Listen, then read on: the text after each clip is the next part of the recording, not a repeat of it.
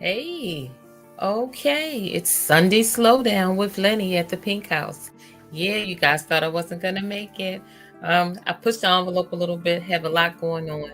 Uh, we're going on vacation sometime this week, and so got to get a whole lot of things together. But before I got totally preoccupied with that, I wanted to come and have our slowdown moment together. So we're gonna take a deep breath in and exhale. We're going to do one more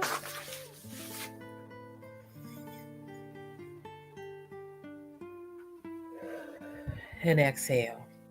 So I hope this past week hasn't been too challenging for you, but if it was, that you were able to do some positive things in order to get the best out of the week, like making notes so that things that may have been overwhelming, you can ask questions about at a later time to have things better explained to you. If you were dealing with an initial diagnosis in a disease process, if you were dealing with ongoing treatment, or whatever the situation may have been, hopefully you were able to find a coping mechanism to help you deal with it and be ready for the week ahead.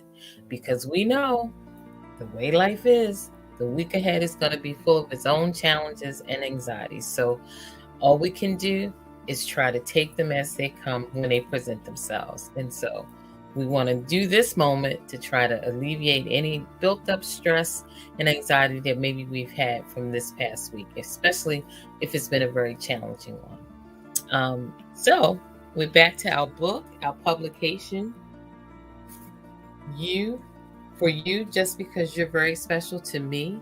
And so we're at the midway point. We've almost completed the book. And so tonight's first story is Special People. The special people in this world are the most precious and the most appreciated people of all. No matter what happens, they always understand. They go a million miles out of their way. They hold your hand. They bring you smiles when a smile is exactly what you need. They listen and they hear what is said in the spaces between the words. They care and they let you know you're in their prayers. Special people always know the perfect thing to do. They can make your whole day just by saying something that no one else could have said. Sometimes you feel like they share with you a secret language that others can't tune into. They can guide you, inspire you, comfort you, and light up your life with laughter. Special people understand your moods and nurture your needs, and they lovingly know just what you're after. When your feelings come from deep inside and they need to be spoken to someone, you don't have to hide from. You share them with special people.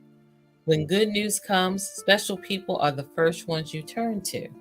And when feelings overflow and tears need to fall, special people help you through it all.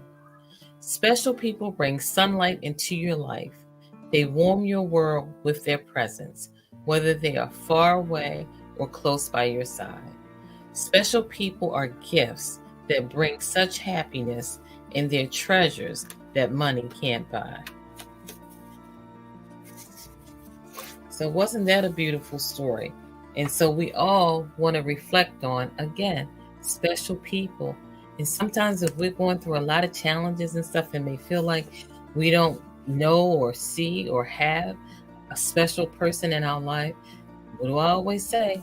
Looking at that person in the mirror, staring back at you, make that your special person. Jot down what you're feeling. Create a journal so that you can get those emotions out. And so that in itself will help you to not only be a special person, but probably even receive a special person in your life as well. All right, let's go on to our next story. Our next story is I'm so thankful that you're a part of my life. Gratitude is one of the nicest feelings a heart can have. It's a feeling that comes along for a very special reason, and it's a lovely thought that never goes away once it enters in. It joins together with precious memories and grateful hopes. Gratitude lives on. not for just a moment or a day, but through all the seasons that lie ahead. My thank you feelings are especially sweet ones when it comes to thinking of all the things you do. You deserve to receive so many smiles, such an abundance of joys, and so much generosity reflected right back at you. That's why I hope you'll always remember my appreciation for everything you've done and my endless gratitude. And, remember we talked before when I said one of the things we could do to assist ourselves is to start a journal. And the easiest journal to start with is a gratitude journal, because you can write down the things that you're grateful for, the people that you're grateful for, and then expound on it and to tell why. And so that's an easy way to really get adjusted or accustomed to journaling and jotting your feelings down, is by starting with a gratitude journal.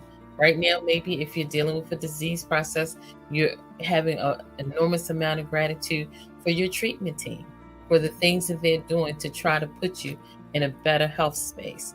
And so there are endless ways that we can be grateful and show our gratitude to those that we come in contact with every day. So that's just another positive thing to think about.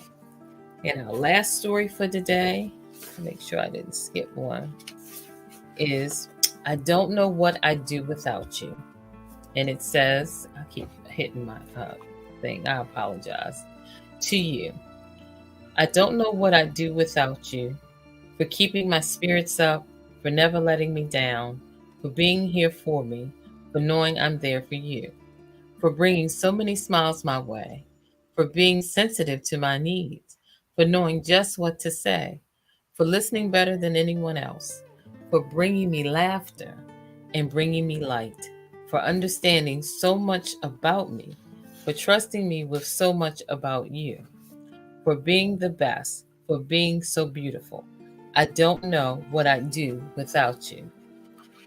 And so, again, that's just their beautiful, simple thoughts, but they add up together and mean a lot.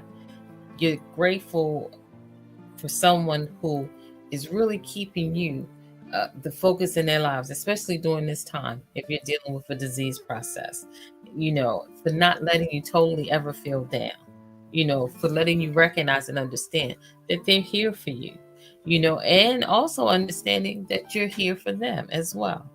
I love where it says for being sensitive to my needs. Sometimes we might not be able to verbalize what we're going through, but to that trusted friend that really knows us, they can anticipate oftentimes, what it is, and allow us to, or help us to be able to convey to them what sometimes we might not communicate in words.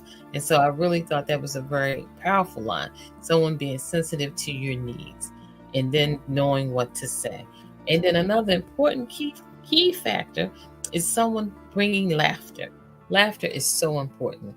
And that true adage that we hear all the time, laughter is the best medicine. It is. Even when you're dealing with a serious disease process, having laughter, periods of laughter, whatever, is a coping mechanism to help you go on to that next moment. And so I'd like to invite you, if you haven't already subscribed to the Pinkhouse, to really become a subscriber, because we have a feature that's called Pink Conversations.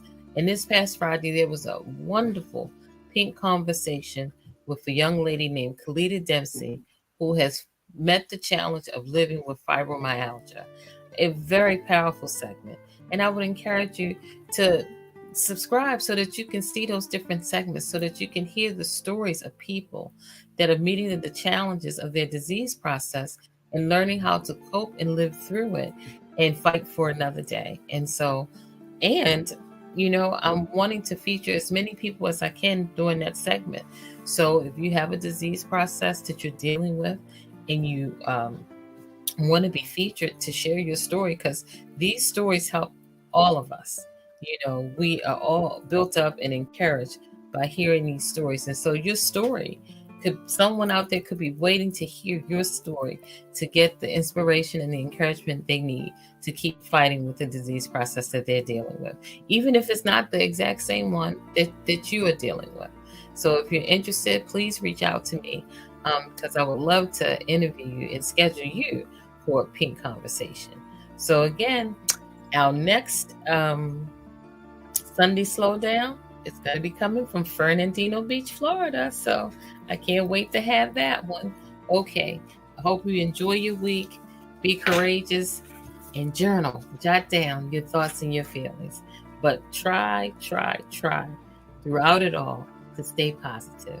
Okay, until next time, have a good night.